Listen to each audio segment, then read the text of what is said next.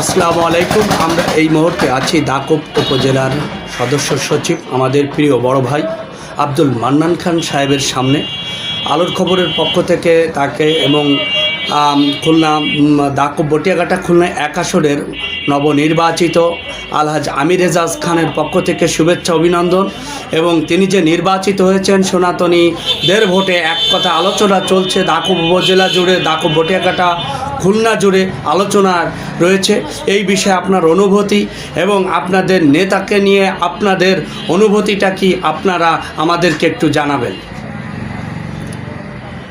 বিসমিল্লাহির রহমানির রহিম।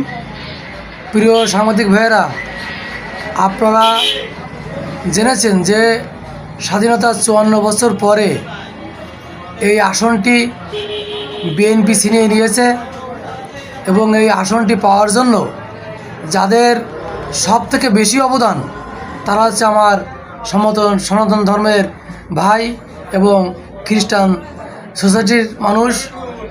সর্বোপরি এই নির্বাচনটাকে আমরা সার্বজনীন করে দিয়েছি। আমির এজাজ খান সার্বজনীন সবার এমপি। এখানে আমরা দেখেছি যে 80% ভোট সনাতন ধর্মী লোকেরা দিয়েছে। আমরা তাদেরকে 100% নিরাপত্তা দেব, নিরাপত্তার চাদরে তাদেরকে ডেকে রাখব। আর এই এলাকার উন্নয়নের জন্য আমার নেতা জনতা জনাব তারেক রহমানের কাছে আমরা আহ্বান করব দাকব বটিয়াঘাটাবাসীর পক্ষ থেকে, যেহেতু স্বাধীনতার 54 বছরে এই এলাকার কোনো উন্নয়ন হয় নাই, সেই কারণে আমরা ওনার কাছে আমরা দাবি রাখি যে আমির এজাজ খান যেহেতু অর্ধ লক্ষ ভোটের বেশি ব্যবধানে উনি এখান থেকে এমপি নির্বাচিত হয়েছেন, এই এলাকার উন্নয়নের জন্য যেন মন্ত্রী পরিষদে ওনার নামটা থাকে, যাতে উনি যেন এই এলাকার উন্নয়ন করতে পারে এবং যে উন্নয়নটা স্বাধীনতার 54 বছর হয় নাই সেই উন্নয়ন এলাকার লোক দেখতে চায়, সেই জন্য এই আমূল পরিবর্তন তারা করেছে।